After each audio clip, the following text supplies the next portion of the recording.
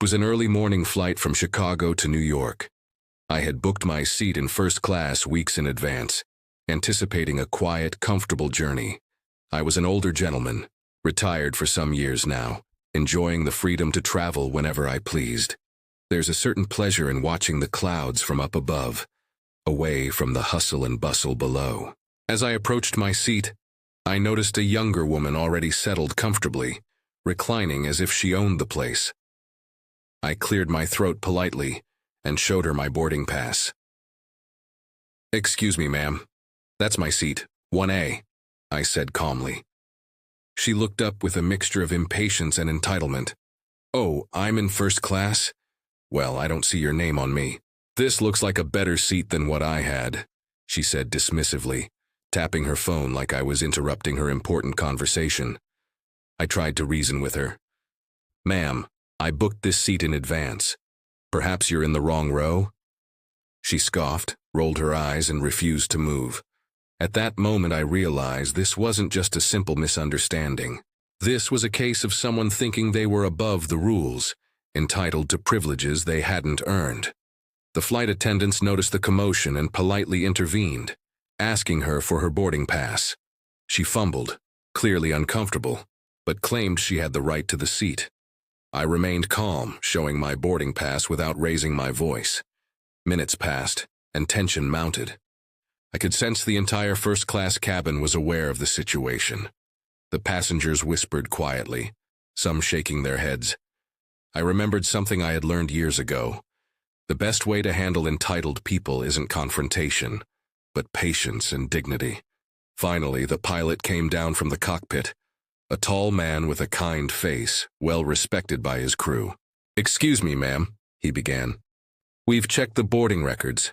This gentleman is correct. Your assigned seat is 12C in economy." Her face turned red with embarrassment. She tried to argue, but the pilot calmly stated, "I'm sorry, ma'am. It's first-class etiquette and airline policy. Please take your assigned seat or we'll need to escalate this with airline security."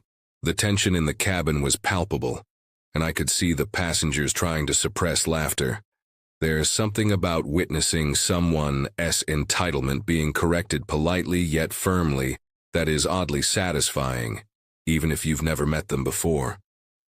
She finally huffed and gathered her things, mumbling under her breath as she walked to the back of the plane. The cabin erupted into polite applause, a few passengers patting me on the back. I offered a small smile, nodding in acknowledgement. Settling into my seat, I reflected on the situation. In life, you'll encounter people who think rules don't apply to them, whether it's at home, at the office, or even 35,000 feet above the ground. But dignity, patience, and calm action often speak louder than confrontation. That day, patience won the battle, and justice, however small, was served. The rest of the flight was serene. I enjoyed my coffee, looked out at the clouds, and felt a quiet sense of triumph. It wasn't about gloating, it was about knowing that fairness and respect can prevail, even when others try to take shortcuts. When the plane landed, a few passengers smiled at me as if to say, "Well done." It's remarkable how small moments of integrity can resonate with strangers. I felt grateful, not only for the seat but for the reminder that composure and a little courage can turn an awkward situation into a story worth sharing. So to anyone listening, remember, stand your ground respectfully, keep calm, and let the facts speak for themselves. Entitlement rarely wins when met with patience and dignity. If you enjoyed this story, don't forget to like, comment your experience, and subscribe to Restmare for more real-life encounters where patience and justice prevail. Share this story with someone who might need a smile today.